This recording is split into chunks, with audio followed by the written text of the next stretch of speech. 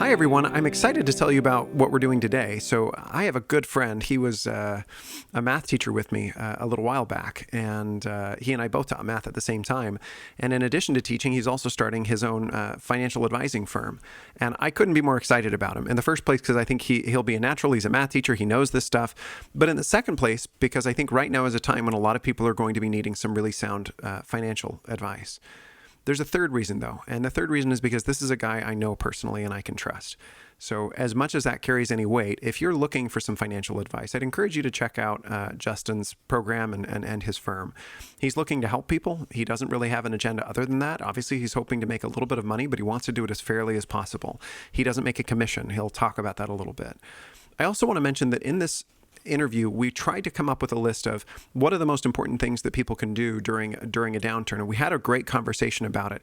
But the reality is that there's not going to be enough time in a half-hour show to really get into the nuance of, how can you save during a really hard time if you've just been laid off and you didn't have a whole lot to begin with?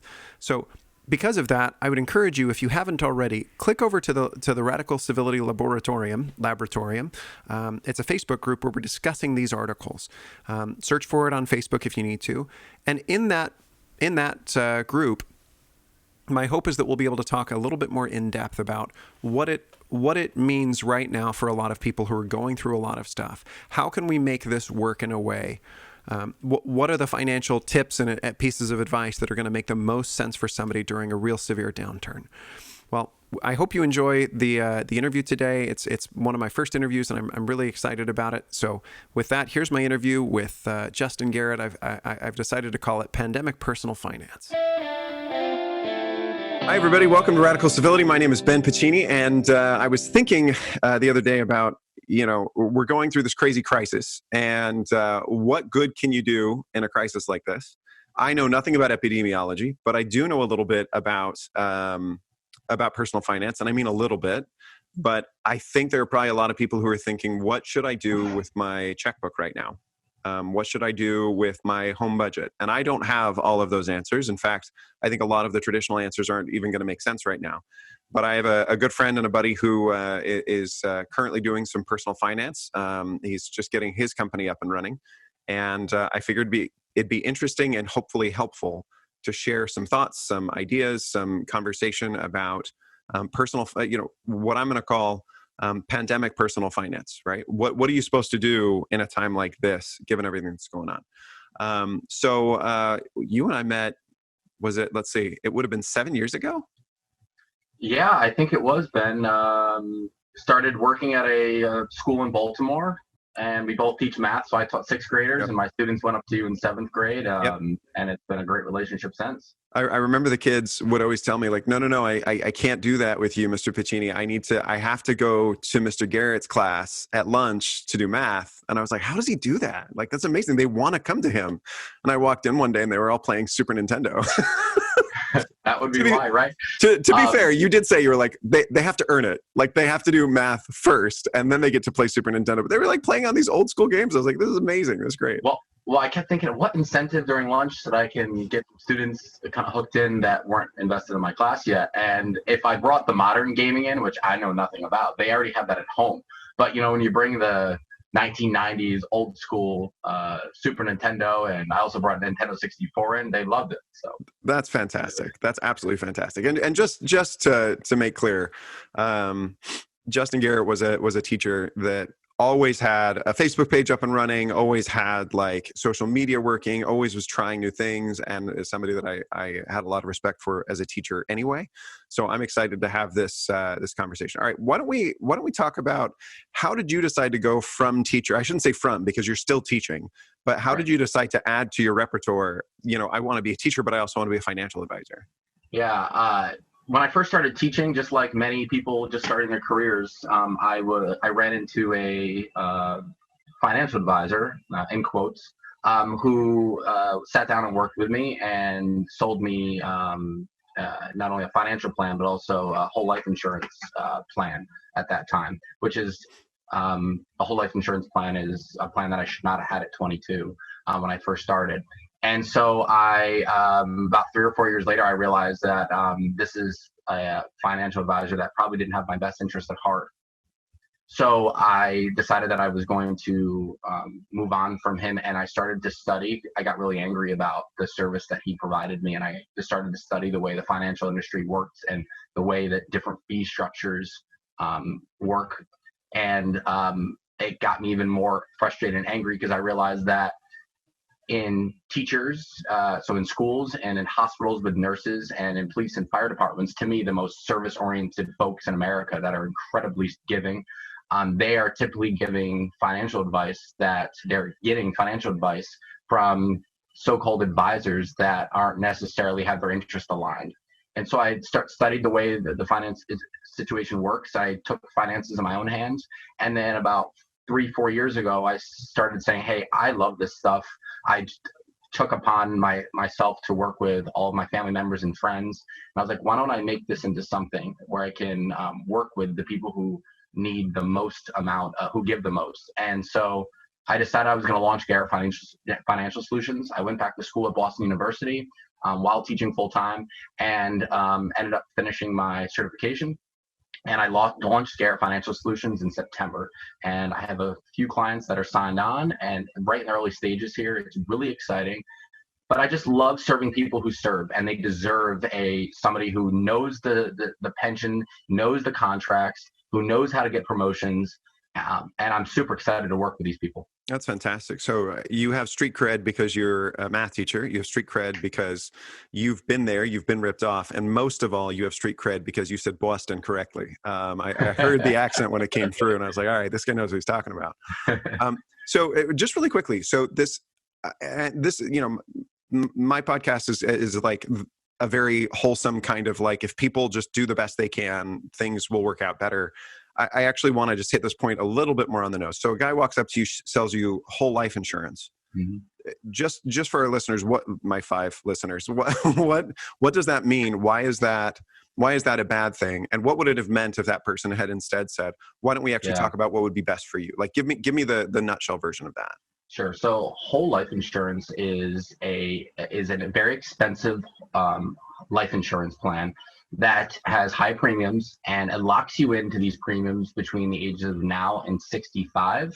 And then after that, there's no fee. But during the first significant amount of time, you're paying substantial amounts of premiums to get the same amount of life insurance that you would get at a much cheaper rate getting something called term insurance. Right. And for me, I'm 22. At that time, I was 21, 22. I had no kids.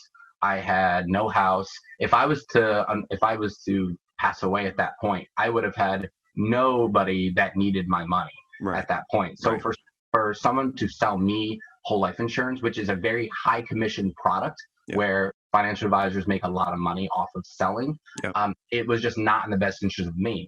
And looking back, there was a 403B retirement plan, which is a retirement plan for teachers.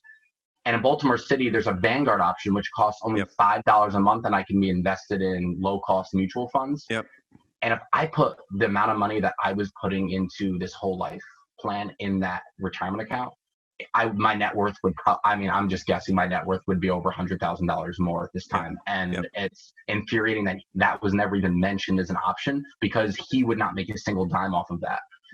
So it's infuriating, and I'm sure you can tell how angry it is when it comes off me, because but this anger and frustration has really turned into passion and the mission of why I'm doing this. No, I think that's fantastic. And I do want to be clear, like, I wish that we lived in a place where everybody had the best interest of the customer at heart, but the reality is we don't, and we know that. And I will say, so for those of you who are not in education, and maybe it's similar where you work, there are, I sometimes call them vultures. There are people who come to our school dressed in suits, and they walk around the building, at every building that I've ever been in. They try to meet with you, and they say, hey, yeah, like I'm a longtime friend of your principal, and I'm just here to help you out and talk to you about your financial options. And they are salespeople, and they know every trick in the book. And I'm actually really mean to them in my building. As an administrator, I kick them out all the time. And I really ought to be nicer. I need to remember there's a human being behind those people. But they really are just trying to sell stuff. And I feel like I would rather that they come in and give a seminar, and here's the things that we offer, and here's what's useful to you. So if they're willing to, like, every once in a while, they'll give our staff lunch, and then they'll give a presentation. That's great. Like, giving people options is great. Confronting them in their room after a long day of school, when really that teacher just wants to be left alone. They just want to be polite. I've never felt like that's fair. All right, And well, sorry, go ahead. can I just add one thing? I think people should know there are really three different types of financial advisors out there. Yeah. So the first one is your commission-based insurance provider Yep. or retirement plan provider. And what's interesting is most districts across the country have these providers that are approved vendors through the cities that actually allow those people to come in, and they are not signed fiduciaries. And what that means is that they are signed to do what's right for the client and not in their best interest. Right. And so that's what typically we see in K through 12 settings. And the reason why is there is no government regulation to prevent that from happening. A 401k plan, which most corporations have, are protected by the government and a law called ERISA. And at the K through 12 setting, there is no law. So somebody selling these plans does not have to be in the best interest of a client. Right. And that's typically what teachers and service-oriented people are getting for advice. So they're going to come in, they might make a free plan for you, but they're going to tailor that plan to make sure that they're selling the commission product that they sell. And the only other option outside of that is a fee-only advisor, which is what I am, which I worked really hard to get. And what's special about a fee-only is that we are signed fiduciaries to do what is right, what is best interest of the client. And as an independent person that I am, I don't work for a big bank. I don't have to sell you or convince you in your plan to target you into a certain product because I get nothing for it. You pay me directly. So fee-only means you pay me directly, just like a gym coach, where I'm going to, of course, make the plan tailored specifically to you. Now, the negative to it, there's an upfront fee to it. A commission person is making all their money on a backdoor secret ways between surrender fees and commissions and all that. I'm just literally, it's a check from my client, and I sit with them and I make a financial plan, and then there's an ongoing, and that's it. So it's much harder to do this because the fee is so transparent and so upfront. But I know what's right inside of me. And if I was 22, this is what I would have. If I'm 22 again and restarted my career, this is exactly what I would have wanted. Someone who is only working for me. Exactly. Somebody could have set you to the side and said, "Hey, wait, before you go on that thing, understand where this person's coming from. They don't have your best interest at heart," and so forth. All right. So I want to shift just for a second to talk about. I'm really big on personal responsibility, and especially when it comes to financial stuff, like you need to spend less than you earn, all of that stuff.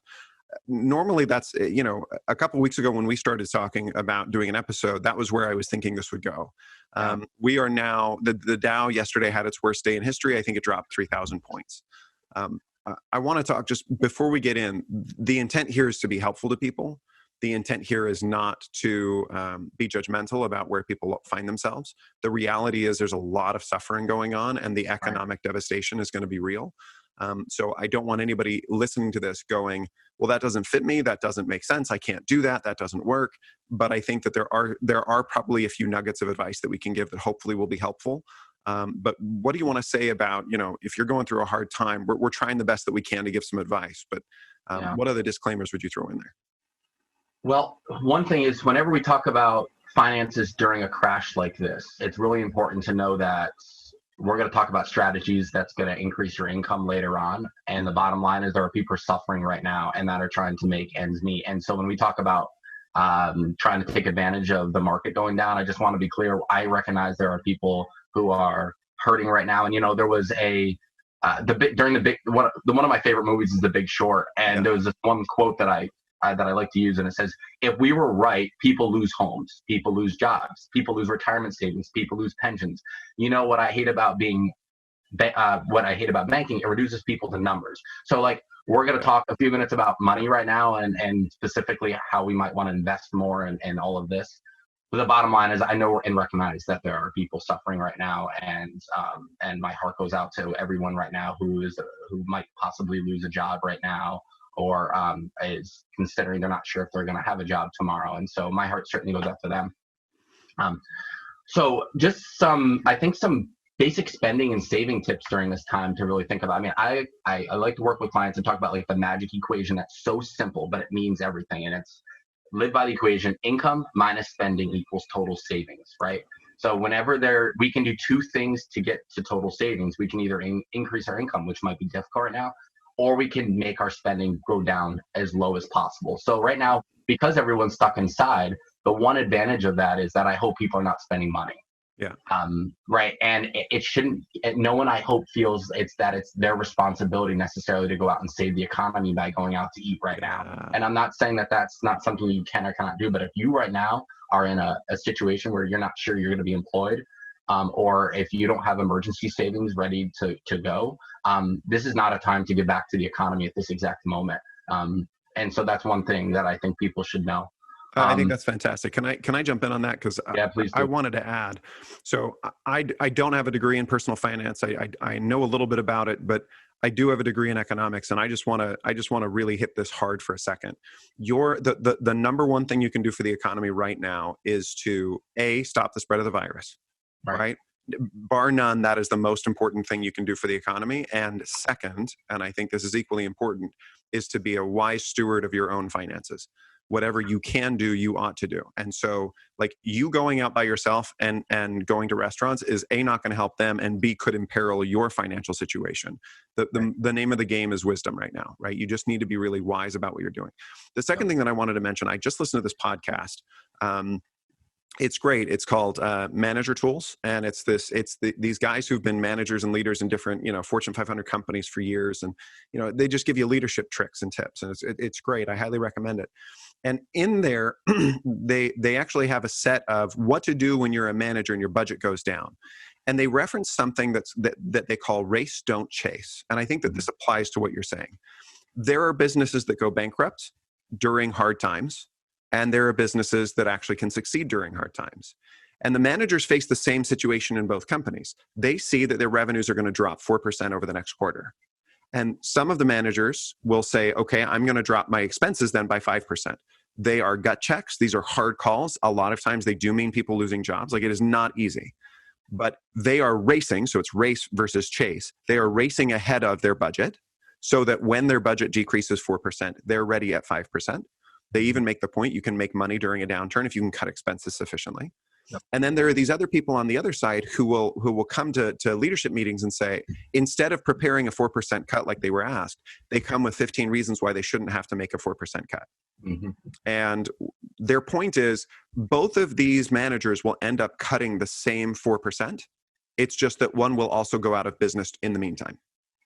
And so if you can race ahead of where your expenses are going, you can actually come out better. If you can't race ahead, then you're going to end up chasing, and it's just going to hurt you. You're going to end up having to make the same cuts.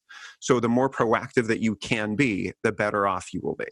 Yeah. And I think that kind of goes back to what I do with clients right in the beginning of my relationship with them, which is to stop and really analyze where your spending is going, and is it aligned to your values and your goals and where you're going in life. And what's interesting, this is one of those periods of time where there might be a time, you might have a significant amount of time at home doing some thinking.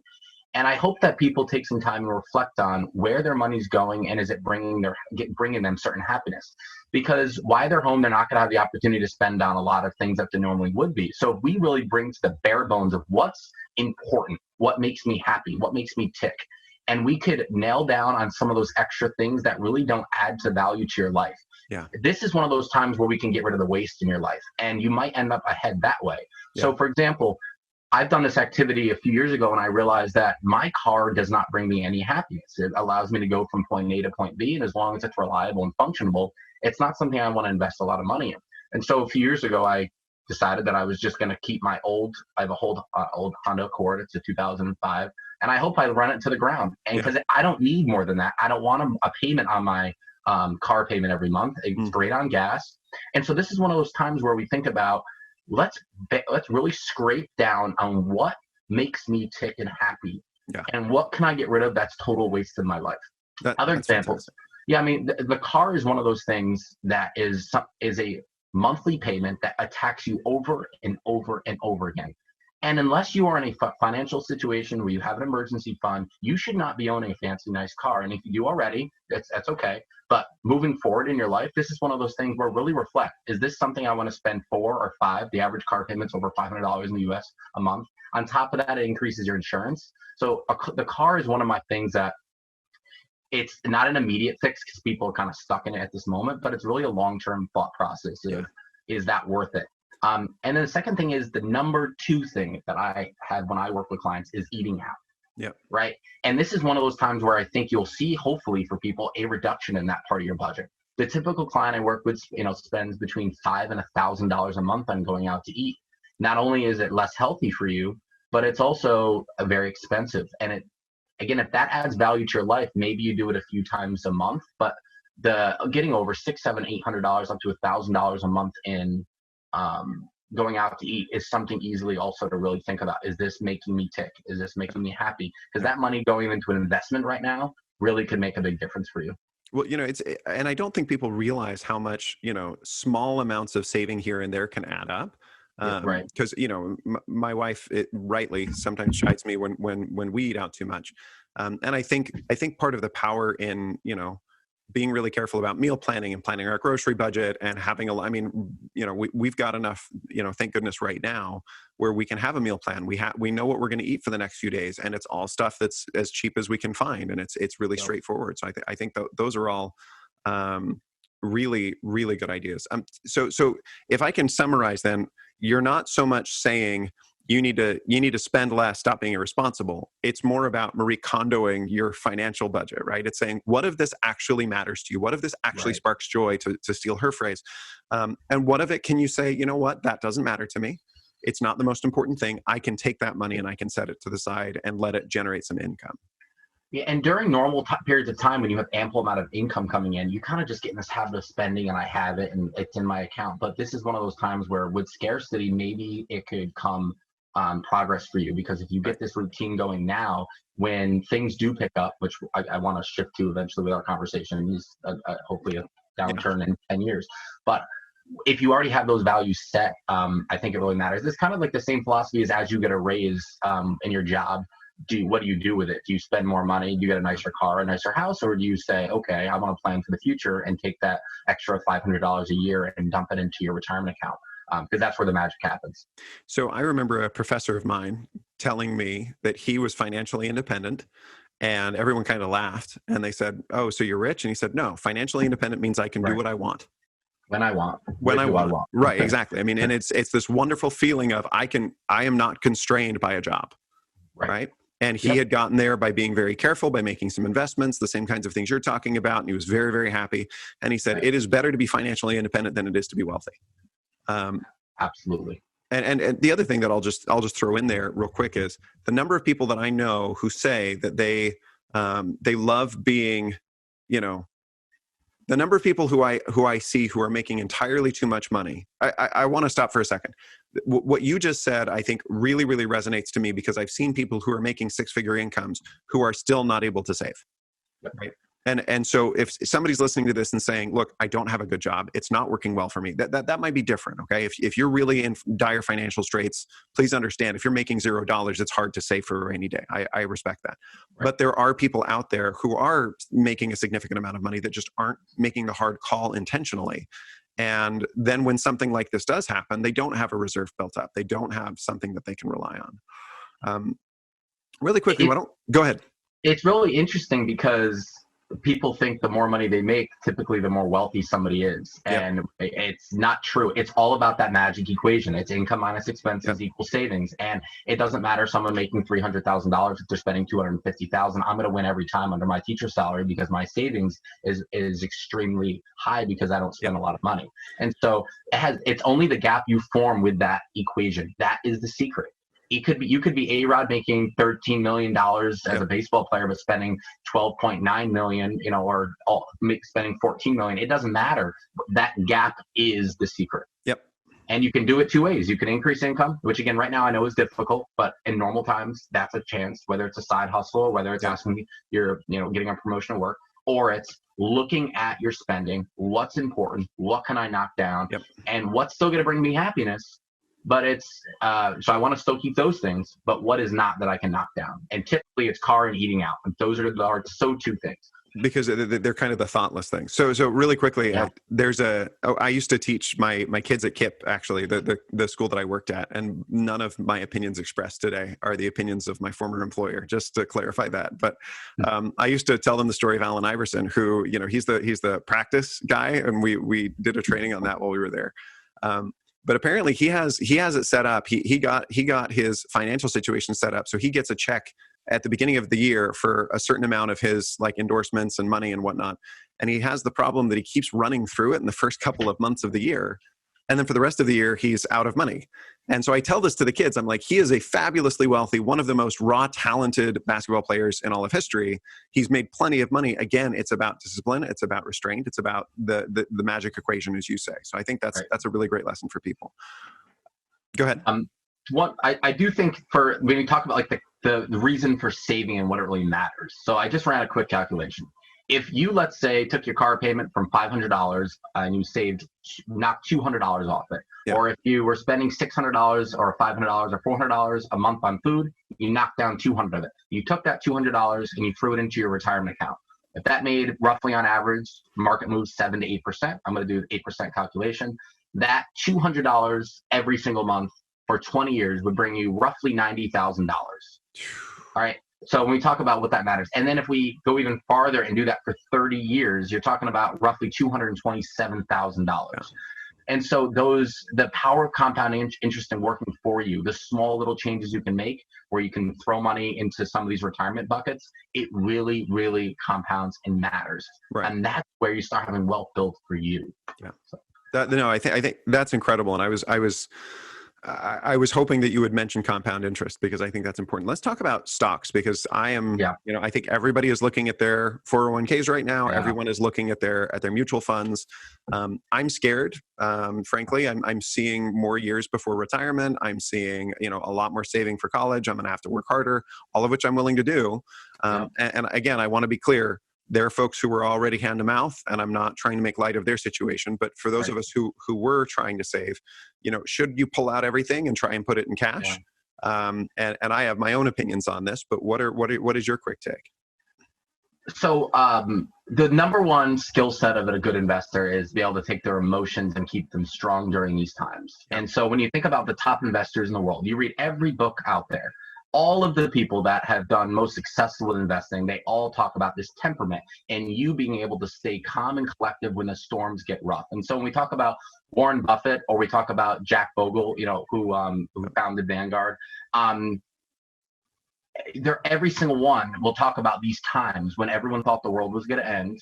And whatever the situation was, it's always a little different, but there's always this common theme where there's an insane panic and they think the world's going to end. I just want to read these numbers to you. In 2018, we had just a small 12% loss. It took about 7 months for that to come back. Mm-hmm. In 2008, during the Great Recession, our the S&P 500 dropped around 50%, and it took 4 years to come back. In 2000, in the dot-com bubble, we lost 33%, and that took about 4 years to come back. In 1987, we had a huge downturn, and we went down 31%, and it took 2 years to come back. And the largest one we've ever had in 1929, we lost 90% during the Great Depression, and it took 22 years to come back. Now, if besides that outlier, all of the other ones within 5 years, you got most of you got your money back if you stayed in the game. Yeah. And again, when you talk about every investing professional that does this right, they all will say the same thing. This is the time where you have two options. And selling is not one of them. There's two options. You can stay the course. If you're already retired right now and you don't have income coming in, you stay the course. All right, you shut out the news, you go have a glass of wine and you chill out. Or you realize that for some reason, the stock market is the only market where people get upset when the prices go down. Right. All right, it is the only market. Like if I go to Kohl's and I want to grab a pair of jeans and the price goes up, I'm not excited, but in the stock market world, everybody's excited, right? But right now, man, I got a 50% off sale at Kohl's. People, are going real excited, but in the stock market is in reverse. And so it's really hard to train your brain because you have money built in at that amount. Yeah. But if you can ride the wave all the way down and stay even temperate and continue to contribute all over time, I really have confidence that those investors are going to get ahead. And I like this one quote that I saw, and that really keeps me thinking about this. If the market was to drop 60, 80, 90% and you lost most of your wealth and the country was to go in absolute complete turmoil, your investments would be the least problem that you have going for you, right? And so if we had a pandemic and 60% of our population dies during that time. And again, we're talking about a time where there's a lot bigger things to worry about than your investments at that time. Right. And so I just think this is one of those times where we've got to stay the course. You've got to know your investments. And I know for me and my clients, we don't invest in stock for any money that you need within 5 years for this exact reason. Because if you look at any period of time, 5 years to 10 years is a good range of, like, example. I have all of my retirement money that I don't need for 30 years in stock, but the money that I need to put a down payment on a house within the next 3-4 years is in safe assets. And so to have your allocation right, and then now I have no worry, because when the market does go down, which it is now, it's all money that's I don't need for a while, and I'm just going to keep contributing. I believe in the United States. I believe in the power that we have as a society that is going to overcome this. I don't know how long it's going to take. And as someone who's a young investor, the market staying down for a while is not a bad thing. I'm buying things for 30-40% off right now than what I was paying 2 or 3 months ago. But it's really hard to get your brain around, especially when you see your hard work and hard-earned savings. Like right now, if you had $100,000, you'd only have $65,000-$70,000 right now. You just lost $35,000 of that 100. That's hard to watch, really hard. And so investing is all about temperament. And for me, it's a time to stay chill and or if you have money, to continue to buy, but it's not a time to sell right now. So I remember Warren Buffett once said, somebody asked what his advice was for the markets. And I think he started with, sell high and buy low. And everybody laughed, because that's the first thing that you learn. And he said, no, but really, when everyone is afraid, be confident. And when everyone is confident, be afraid. And that was the best advice he could give everybody. I love your perspective on when prices for stocks are low. That's a good thing. That's an excellent way to say that. So before we wrap up really quick, I do want to talk about, is there optimism here? Is there a reason to be excited about the future? You mentioned, when this crisis is over, what are we going to be able to do that is going to change our income for the more positive, those kinds of things. Hopefully, for those who are really struggling, I'm hopeful that there will be some thoughtful government action that will, provide for the very poor, all of those things. But in the longer term, when things start to get pumping again, how do you increase that income? And then, do you see a reason for optimism over the long term? I believe in America. I really believe in our constant ability to adapt no matter the crisis that has happened. I don't know how long it's going to take. We don't know how bad this will be. There's no way that we have a silver future glass to be able to make that call. But I do believe in the ingenuity of America and our ability to consistently recreate. I do believe that we're going to continue to push. And what's amazing also is when you look at any time in history, I believe when we have these entire country, whether you're Republican or Democrat or you're independent, like these are the types of times where we typically do see people come together, whether it was 9/11 or again, something like this. And so I do believe in our future, and I believe that the U.S. is going to end up and above this. I'm a strong investor right now. I have been buying all the way down and will continue to buy all the way down. I have an emergency fund where I'm not going to touch, but I am consistently buying. I'm not stopping any retirement accounts. I believe that when a great company, think about company as the United States, I buy mostly index funds. When there's trouble and you still believe in the company, when times are down is when I want to buy it. And so I'm going to consistently buy all the way down. And I am really confident that in 10 years from now, this is going to be a great investment over time, because again, I believe in America. And so I hope that in 10 years, 20 years, I'm really confident when you have me back on your podcast and it has 2 million viewers, that we are saying, man, I was able to retire early because I consistently followed what I was, what my rules were, which is consistent investing over time in the U.S. government and the U.S. index fund. And as you point out, if this is actually the zombie apocalypse, it's not going to matter anyway. So worst case scenario is actually a very freeing way for my mind to go. Worst case scenario, I'm not going to be worried about this. I'm going to be, building my little compound and putting a fence around it. So do what makes the most sense and do what's right, and then go from there. I love this one line from J.L. Collins, who wrote The Simple Path to Wealth. He's one of my favorite authors. He said, every time there is a bear market, it's a feeling that it's something major and it's something different or terrifying. Yes, it's a different name. Yes, there's a different scenario. But if people weren't panicking, they wouldn't be selling their stocks. And by the way, creating a great opportunity for buying for more level-headed folks. Every time there's a bear market, it feels different, feels scary, and it feels like it's never going to end. But it will. And if we are wrong about this, our investments will be the least of our worries. Example, if the coronavirus turns out to be the new Black Death and kills 60% of the population, then it's going to be a long time before the market recovers, right? So that's the same type of sentiment. And I agree with that. And I also love this final quote from, again, Jack Bogle, who is the founder of Vanguard. I'm a big Vanguard guy. The courage to press on regardless of whether we face calm seas or rough seas, and especially when the market storms howl around us, and a quintessential attribute of the successful investor. And they all will say the same thing. And so when you study history, this has happened. It's a new name this time. And I hope we see a recovery. I hope the government comes in and helps people that are struggling and are not fortunate enough to have emergency savings to handle when they lose their job. But for me, it's a time to be strong, to cut my expenses, and to continue to push forward with my investments. That's fantastic. So let's dabble just for one quick second in the medium term and long term in terms of some macroeconomic forecasting, which is perhaps the worst thing for a personal finance coach to do. But do you see us getting out of this? Do you see us, is there reason for optimism? And I have a thought on that, but you go ahead. Again, I believe that we will definitely get out of this. I just don't know the timeline.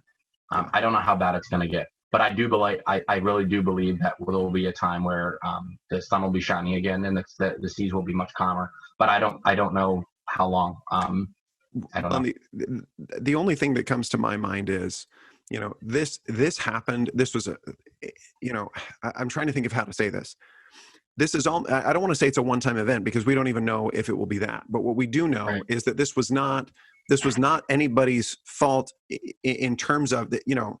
If I look at a stock like Google, and I'm guessing everything is down right now, kind of across the board, it's not because of Google's mismanagement, right? It's not because of something in the S&P. It's not because of big banks being irresponsible. This is just a freak accident that nobody saw coming. This is like, this is why you buy medical insurance. This is that day when you get a diagnosis that's terrible and there's nothing you can do about it. The bad news is it's terrible. The good news is once it's over, it's gonna be over. And I'm hopeful.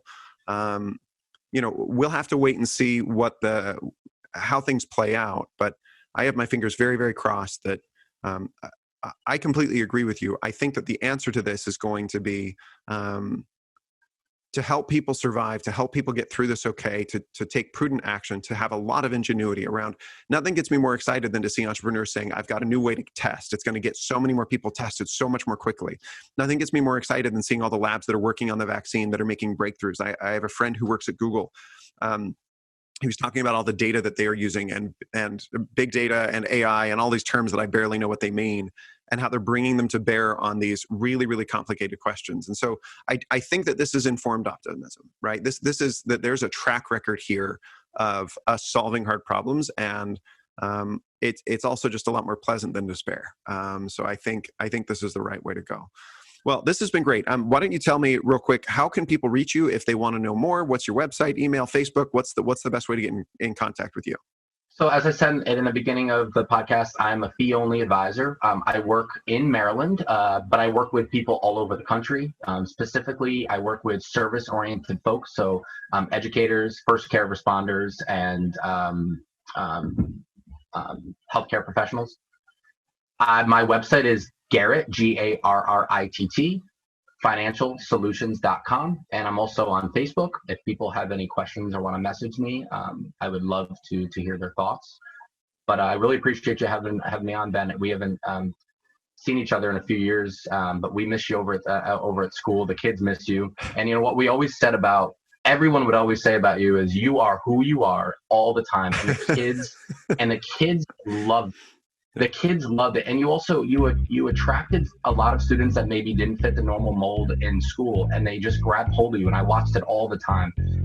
So you really were a role model for me at school. And as I came into KIPP, you were already there, and so I just want to thank you for that. Those are extremely kind words. I've learned through hard experience that if you try to be authentic by being what you think the kids want you to be, it's not going to work. You have to be you, and you have to let them be them. And as it turns out, I attracted all the weird kids like me, and it was great. And we had fun together, and I had a blast. So thank you. I've never seen a teacher be able to get their students to know the first 80-something numbers of pi. 3.14, blah, blah, blah, blah, blah. Yeah, I remember that. So fun. Making nerdy cool again. All right. Well, thank you, my friend. And thank you, everybody, for listening. As always, we hope that you found it helpful. And we'll talk to you again soon.